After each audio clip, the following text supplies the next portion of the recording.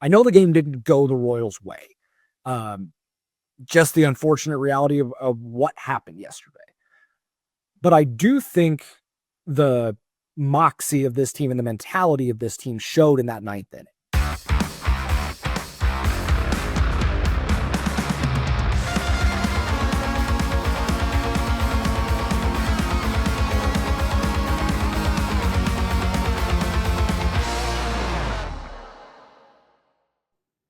One Royal Way back at it here on Kansas City Sports Network. I'm Joel Penfield. Thank you all so much for tuning in. This show, as always, brought to you by Emprise Bank, our partners in Possible, member FDIC, supporters of this show and everything we do at KC Sports Network, and we can't thank them enough for that. Be sure you are subscribed on all audio and video platforms. Hit those notification bells so you know when our episodes go up. 3 episodes a week coming at you for the rest of this season. Opening day was yesterday. I'm recording Friday afternoon after I got home from work. Meant to get some up earlier today. Situations changed, so I apologize. It's a little bit later, but it's allowed me to gather my thoughts a little bit more on what we saw yesterday from the Royals on opening day. They drop the first game of the season to the Cleveland Guardians, 7-4 in extra innings. Back and forth game, kind of a weird game at times. Just didn't go their way that day, and we'll talk about the kind of the good and the bad, because I understand, even though there's 162 games, people kind of live and die with each game. And fans short for fanatic. I understand it, but I don't think it was all bad. But I'm not going to sunshine pump either. Like there were some things that this team has to get better about as we go forward. But we'll go ahead and just hop right into it here. So the game started off shutout for a couple innings. Vinny hits the big home run to give the team get them up 3-0, and then Cleveland chips away. Big home run by Kyle Manzardo off Angel Serpa to take the lead. Royals have a chance in the 8th. That goes away super quickly with the base running error, and we'll talk more about that in depth later. Rally in the 9th, and then obviously Cleveland scratches 3 across in the top of the 10th, and you lose a ball game.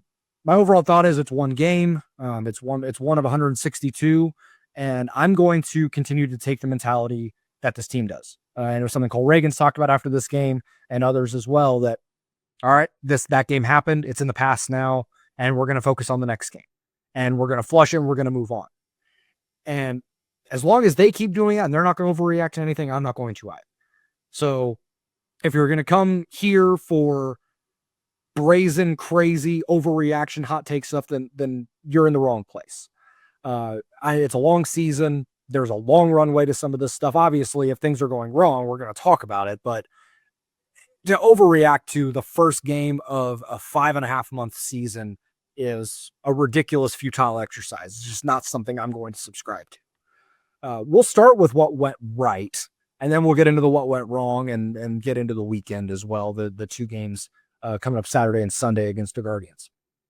One of my biggest takeaways offensively was Vinny Pasquantino getting off to the big start that he did is massive for this team, and we need it to continue.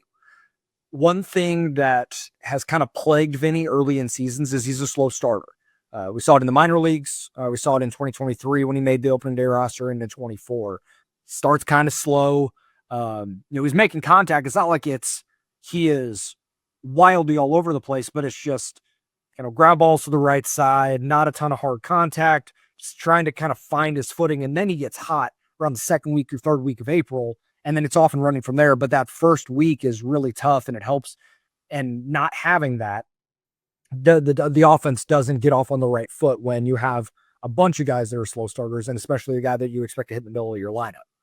But to come in today, first at bat, he hit a ball hard to left field on a line, which was a good sign that he was using the opposite field, which is something as a more contact over power type player is good to see him use again, rather than being a little more pull happy. And then he gets a pitch to hit against for Ben Lively, goes down and gets it, crushes it out to right field for the home run, got some life in the stadium. And it was Vinny being Vinny by getting the runner in a runners in scoring position with 2 outs. A lot of that you can attribute also to Bobby Witt Jr., who legged out a seemingly routine hard hit 2-hop ground ball to the shortstop, legs it out immediately it's a 3-run homer, but Vinny coming through with runners in scoring position. It's the same thing we saw pretty much all of last season. It's the type of stuff that this team needs to have happen as they work through some of the either inefficiencies or the struggles or lack of production they could get from the bottom of the lineup. It's why, again, it's one game, but it's some of the ills that plagued them last year seem to be, it could crop right back up. But Vinny getting off to a hot start is going to help this offense and help this team get off on the right foot, just like they did last season. And they were winning a lot of games and he wasn't playing well. But if he is playing well and you get a more Bobby Witt Jr.-like performance, not a 1-for-5 with 3 strikeouts, he's not going to have many games like that this season, then you feel a lot better about where the offense is going to be moving forward. Another thing that I liked, and we'll talk about Angel Serpa later, but the proof of concept for Harvey, Ursig, Estevez in the 7th, 8th, and 9th inning yesterday, it's exactly what you could have hoped for from those 3 guys. A lot of the reason why people were high on the Royals and excited about the Royals and why they could be a hot playoff team or a potential division winner is the improvement in the bullpen over what they had most of last season. Or the reason why they lost a lot of games from April to August was a lack of production in the bullpen. And we've talked about that a lot on this show. But to get a healthy Hunter Harvey, who looked great yesterday, I know that Savant shows he gave up 2 hard hit balls, but they were both on the ground. He kept the ball out of the air. He got a strikeout. It was probably the best that he had looked. It's a 7-pitch sample, but it just shows he was not healthy last season. The back injury came pretty quick with him coming to Kansas City, and he was never great. It was only 5 2/3 last year, but it was kind of dicey. This is the Hunter Harvey that the Royals traded for, and I want to see him continue to do that, but it was off to a good start. Lucas Ursig, it really seems like they are going to use him as the Swiss Army knife. And what I hope people understand, and the way they utilized him last year, it's similar. The biggest outs of the game are not always in the 9th inning. And I know that what some, people talked about, they used Ursig too early. But he came in the 7th. Zerpa gets the lefty Rocchio, he gets the lefty Quan. I apologize. Gets him, and then it's Jose Ramirez and Lane Thomas. Jose Ramirez is obviously one of the best hitters in baseball, and Lane Thomas is a lefty killer. They bring in Ursig for those 2 outs. The second, the 2-hitter and the 3-hitter in their lineup, gets them both in pretty quick fashion, only 10 or 11 pitches, and gets out of there and gives the Royals a chance into the 8th and 9th inning. He's going to continue to be utilized that way because of his ability to go multiple innings and to handle those leverage situations. Those high leverage situations are not always in the 9th. Sometimes it is in the 7th. Sometimes it may be the 9th where they need him to go. If Carlos Estevez pitched 2 straight days and they need Lucas Ursig to go out and get the 9th, he's going to do it. But he is not going to have a defined inning or spot. It is going to be whenever the team needs him, and they love that about him. They love his ability to pitch in any situation, and it's incredibly valuable. If you look at, ironically enough, the Cleveland Indians in 2016, what made that bullpen so great was Andrew Miller's ability to pitch in any situation from the left side, but same sort of role as what the Royals have Lucas Ursig doing. And it made that team so dominant because he could just quash any sort of rally in the 7th and the 8th, whoever it was, or hey, 3, 4, 5 coming up to the 8th. All right, go get him. And he would do it, and the Guardians would go and win a game. Ursig has that type of ability for the Royals. Carlos Estevez, his stuff is not back to what it was the last couple of years. He got a little bit of a late start in spring, so he's still kind of in spring training ramp up mode in a way, but to still come up in a 1-run game with quote unquote diminished stuff and still get 3 outs, look pretty effective doing it. The fastball's up to 95, so it's getting there. I want to see it around 97, 98 here in a couple of weeks. And if he's able to get back to that, then you really have what you paid Carlos Estevez for, another big time, high octane arm at the back end of a game that's going to win you a ball game. I know the game didn't go the Royals' way. Just the unfortunate reality of what happened yesterday. But I do think the moxie of this team and the mentality of this team showed in that ninth inning. It could have been, they could have just basically ended the game in the eighth and lived to fight another day. After what went down in the eighth when they had a real chance to either tie or take the lead. But to come back in the ninth for Vinny to come up big with the double off Clase, and to do this off of Emmanuel Clase, who is one of the best relievers in the sport, only blew 3 saves the entirety of last year. He had 47 saves. To get to him in his first game, when I was like, oh man, Clase's coming out, it might be good night. And it wasn't. And they find a way to scratch a run across and get it into extras, even if the Royals didn't end up winning in extras. To be able to come back there shows the fighting mentality that this team has. And they had that last year too. They were never out of a lot of these games. So that is going to continue to carry over. And that mentality is going to win you a lot of games and going to keep you in every game and make you annoying as hell to play. And that is going to continue, I would imagine. This is a mentally strong baseball team because of the way they are like, hey, and the way that they're able to brush losses off and the way that they're able to not let wins have them riding too high. They do a great job of just staying with today, which has been the mantra for the last season or so. We'll talk about what went wrong and things that the Royals need to improve on of the long season coming up right after this. Looking for tickets for your next event? Tickets for Less is your #1 source. Save big on every purchase when you use promo code KCSN at ticketsforless.com. Success in real estate takes more than vision. It takes the right financial partner. When someone takes something rundown and turns it into something great, that's called a comeback story, like Brain Group. They take distressed properties here in KC, completely rework them, and then turn them into valuable real estate. But that kind of work needs the right bank behind it. Enter Emprise Bank. They're not about cookie-cutter loans. They saw Brain Group's vision, backed them, and now they're making big moves in Kansas City real estate. Talk about your partner impossible. Emprise doesn't do one-size-fits-all financing. They invest in potential and back growth. Visit emprisebank.com/KC to learn more. Emprise Bank, member FDIC, equal housing lender. As I mentioned at the beginning, be sure to hit that like button and subscribe button on all platforms. Be sure to hit those notification bells so you know when our shows go up. So I said I was going to go into what went wrong. I do want to talk about Cole Ragans. He kind of falls in the middle between good and bad. Like he did not have his best stuff yesterday. And he said it after that, he kind of felt something mechanical that was causing him to kind of yank the ball, lost some command at the end. The fastball was around 94, 95. He was up to 97, 98. But to not live in that upper velocity, I think that's okay for him over the course of a long season. The stuff and the fastball shape is still good enough, even 95, 96, to still be effective. He got 10 swings and misses. And despite having either diminished stuff or maybe his C stuff for the game, he only gave up 2 hard hit balls on baseballs. According to Baseball Savant, he only gave up 1 that was over 100 miles an hour. And it was the last batter that he faced, Carlos Santana, got a 105 mile an hour single. And that was it. That was the only hard contact he gave up.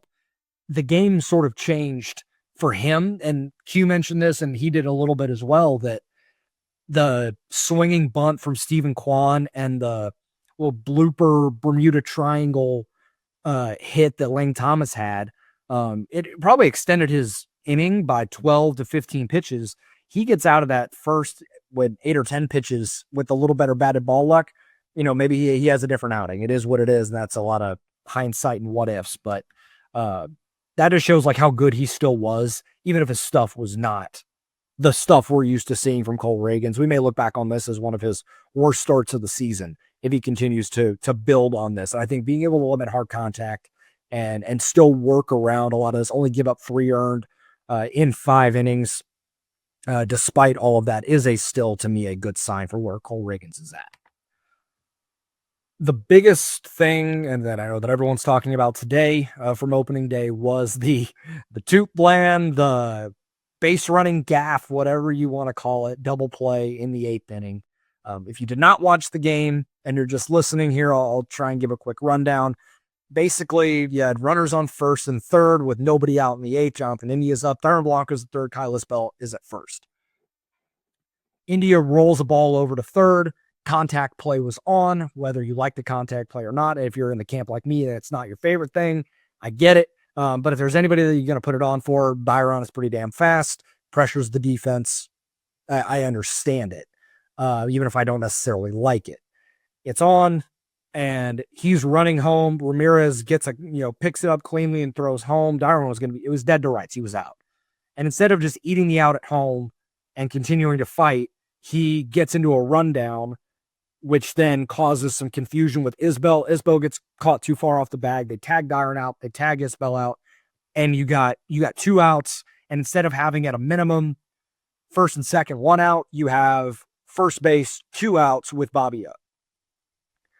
It was inexcusable. And those are the mistakes you cannot make in this game. And I don't care that it's opening day. Like those are the kind of things that you cannot have against a division rival, a team you're trying to measure up against, and the team you're going to be fighting for playoff position and division race with all season long.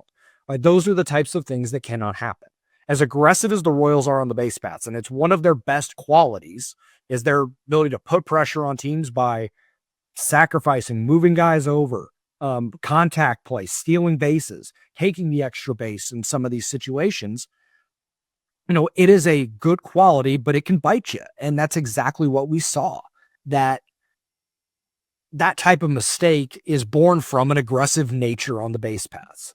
You want it to work more often than not. It was just such a beyond the pale, inexcusable play on all fronts. The way that Q explained it after the game was that Dairon should have just ran home. Like, don't turn it into a rundown situation, because then it causes confusion with the other base runners. Just essentially eat the out at home.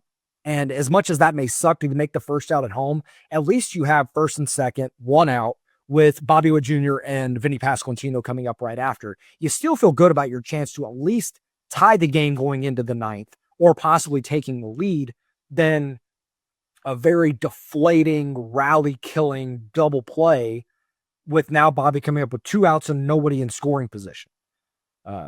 It's the kind of stuff that just cannot happen, and I don't want to see this continue. I don't want this to be a recurring conversation about where, the Royals and the base running mistakes. It happened at times last year. It's just something that can't continue. The other thing that went wrong yesterday, Kyle Manzardo just had the game of his life. I mean, the guy went 3 for 4, was a single short of the cycle, 4 RBIs and a walk, against, in really unforeseen circumstance for him. He was one of only 2 lefties in the lineup against Cole Ragans. And for his career, it's a limited, it's like 160 or so plate appearances because he just debuted last year, but he's got a 566 OPS in his career against left-handed pitching. You feel pretty good about the odds there. He saw the ball pretty well off Cole Ragans, gets a walk, and the triple that kind of kicked around and was misplayed in the corner. We don't need to get into that. So you get that. It would have been his 3rd time seeing Cole, so they make the move in the 6th, bring Angel Serpa in, who throws hard from the left side, but it's more sinker slider, a little bit lower arm slot, so it's a bit of a different look. But again, you still feel good about the matchup because of Manzardo's lack of success against left-handed pitching. Well, instead of getting the out, and Zerpa, and people are killing Zerpa today, but listen, guys, it was a 97-mile-an-hour sinker that was going in. It was in and stayed in, and Kyle Manzardo just dropped the barrel on it and crushed it into the fountains. It wasn't a cheapie. Like, I know that people are going to eye roll this statement. That situation, you just kind of tip your cap and move on. Like, it was a good pitch. He executed it 0-0, sinker in. You're expecting that to be a rollover foul ball or a take. And instead, the dude just gets his barrel on it and hits his first home run in his big league career against a lefty. It is what it is. You still feel good about that matchup. Later in the game, I know the other one people are talking about was in the 10th, where you have Carlos Santana up against Sam Long. They intentionally walk Santana to get the lefty-lefty matchup against Manzardo. You still make that move. 100%. You know who makes that move? Probably 29 other big league teams would walk Carlos Santana in that situation to get to Kyle Manzardo and go lefty-lefty, because Carlos Santana has been a lefty killer his entire career. He has an 826 OPS in his career against lefties. It's a 60 points higher than his OPS against righties as a switch hitter. Last year, if you want a more recent example, last season for Minnesota, Carlos Santana had a sub 700 OPS against righties for the Minnesota Twins. Against lefties, it was 924. So he would kill left-handed pitching. It's not the matchup you want. If you want to talk about maybe going to a different pitcher, your options remaining were Chris Stratton, John Schreiber, Sam Long. With Kwan coming up and with Manzardo looming, you go to the lefty. If you want to argue Daniel Lynch versus Sam Long, JJ Piccolo said they want to keep Lynch in a multi-inning role in the bullpen to keep him stretched out in case they need him to spot start, because they still feel that he has that ability. So moving him into one-inning situations more early in the year, he loses that stamina to stretch out for 3-4 innings if they need him to. So it's kind of a fine line they had to walk. The Royals win the game in regulation, so to speak. We're not having this conversation. It was just where they had to go in that situation. And this team is going to play the percentages. They're going to play the matchups just like everybody. And if Sam Long gets Kyle Manzardo out, no one's talking about it today. So it's where results and process just didn't meet. But the other part of this is Sam Long has to execute in that situation. Like if the manager makes that move, you still have to execute if you are the pitcher. And Sam Long didn't. Manzardo drops the barrel down again and hits it down the right field line double, turned a 1-run game into a 3-run game and basically iced it. Credit to him. He had a really, really good game on opening day. Now they know that they have to watch out for that guy as the season moves forward. We have to see more consistency from the offense, specifically from the outfield. Your starting outfield yesterday, MJ 0 for 2 with the strikeout. Isbell went 1 for 4 with the double. The bunt was reach on an error, and then Renfroe 0 for 4 with the strikeout. He got a charge into one early in the game, but it was a fly out. That is something that we're going to need to see. Now, the other thing we're going to see quite a bit, it seems like against righties, and I'll be curious if he's in the lineup on Saturday. Michael Garcia pinch hit for MJ, and then Michael goes to third, and Jonathan India went from third to left.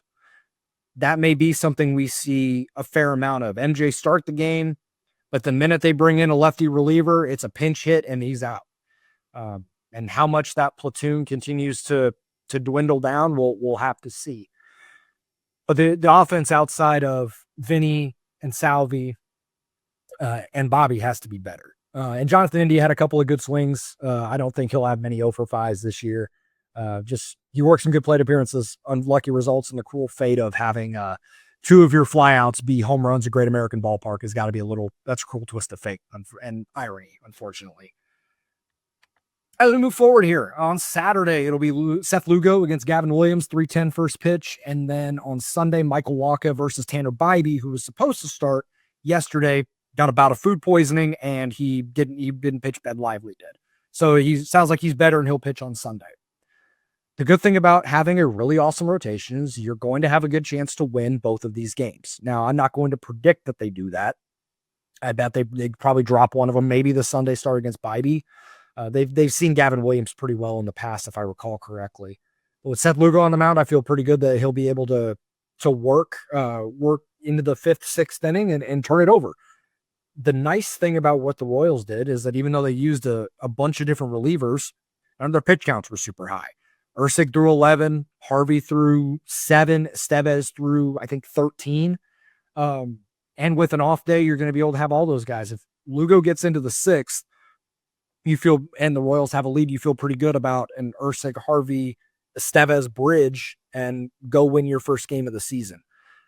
Scratch a couple runs across. I want to see more out of. I want to see Jonathan India get on base for Bobby, and then Bobby get on base for Vinny and get some runs early, and not have to rely on it to be a home run with 2 outs. We're still gonna have to see a lot from this team, but this is going to be games 2 and 3 of 162. We still got a long runway here. So I will talk. We'll be back on Monday. I'll break down these two games and preview the series against the Milwaukee Brewers. We're off and rolling. I'm excited. I know that you guys are excited as well, win or loss, and I appreciate you guys tuning in to this episode. And we'll talk on Monday. Take care.